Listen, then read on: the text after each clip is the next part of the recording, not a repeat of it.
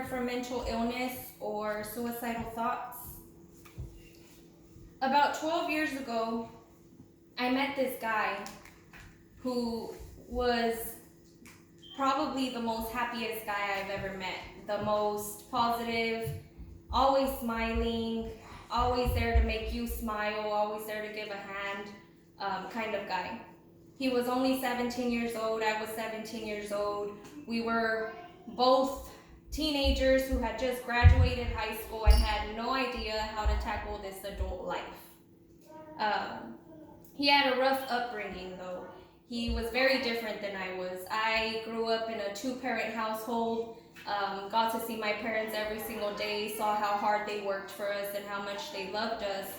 And he didn't have that. He grew up with a drug addict mom who was also an alcoholic, and he hadn't seen his dad in 10 years due to him being in prison for attempted murder that ended up not being true.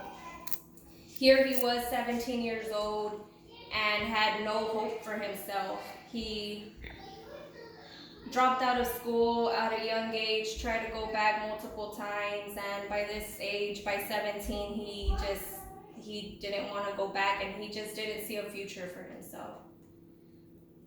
Fast forward a couple years go by, and he finds out that his dad has came out of prison and is now living in Mexico and working for the Mexican military.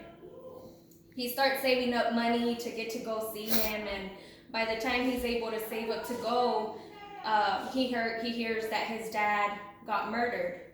It was a standoff between the Mexican military and the cartel. He gets to Mexico for the funeral. There's pictures everywhere on newspapers, the news, articles everywhere about the standoff between the Mexican military and the cartel. It turns out his father was not part of the military, but part of that cartel. He got shot 8 times and died on the scene.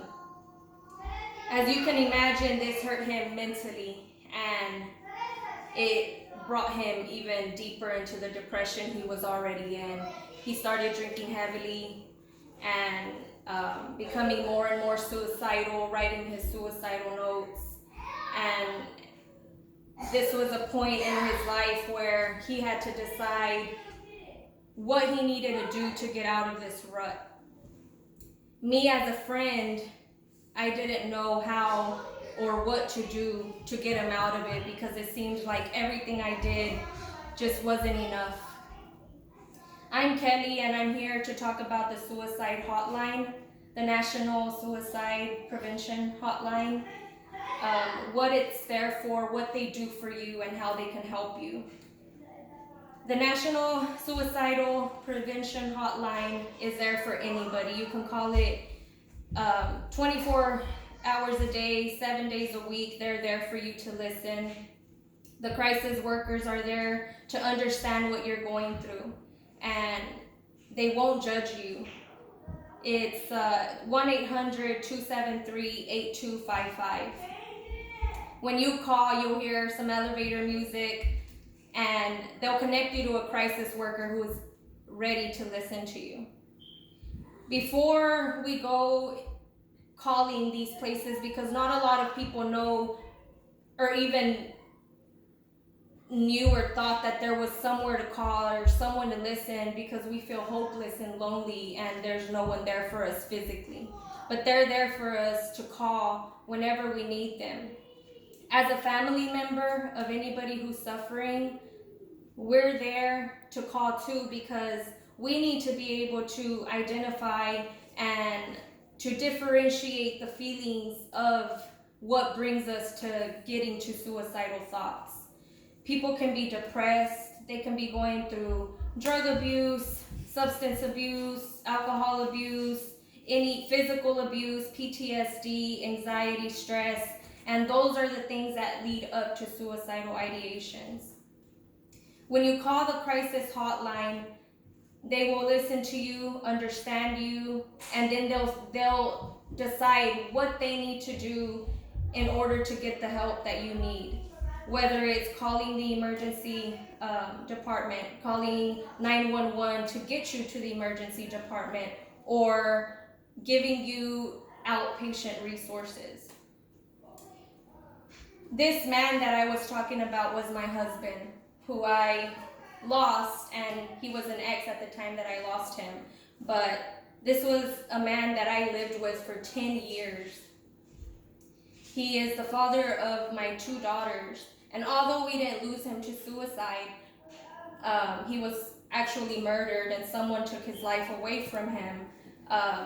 It still hurts because had somebody been there, including myself, had anybody been there for him at the beginning, had we called this hotline or had he called this hotline 12 years ago, 10 years ago, 5 years ago, 3 months ago, he could have been here still. He suffered a lot with depression. He suffered a lot with his suicidal ideations and his alcoholism that eventually got him into some trouble. I talked to you about this today because this is something that not a lot of us talk about. We don't talk about mental illness on a regular basis, and a lot of us are afraid to speak up. And I want you to know that it's okay to speak up. Anybody on that hotline is ready to listen to you. If you don't have anybody to call who is a family member, friend, or anybody, these people are there to help you. Speak up. Don't be afraid to say, I need help, because a healthy person doesn't wake up one day and say, I think I'll kill myself today. These are things that lead up to suicidal thoughts. 1-800-273-8255. Thank you.